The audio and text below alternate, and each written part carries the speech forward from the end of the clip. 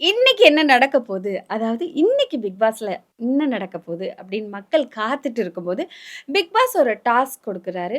ஒவ்வொரு டீமா பிரிக்கப்படுது. அதாவது கிளீனிங் டீம், குக்கிங் டீம் அப்படின்னு சொல்லிட்டு 3 டீம் பிரிக்கப்படுது. இந்த 3 டீமுக்குமே ஒரு டாஸ்க் வைக்கிறாங்க.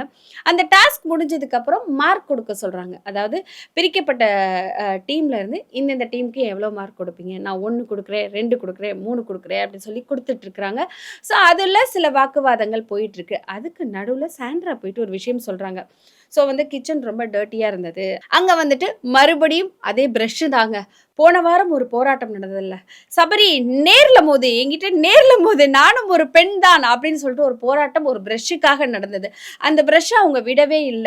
அங்க பிரஷ் கடந்தது அப்படின்னு சொல்லும்போது, சபரி ஏதோ பேசுறாங்க. அதுக்கு சாண்ட்ரா சத்தமா, "இது ஃபன் டாஸ்க். இத ஃபன்னா தான் கொண்டு போணும். இத பெரிய பிரச்சனையாக்க கூடாதுன்னு அந்த இடத்துல கத்துறாங்க.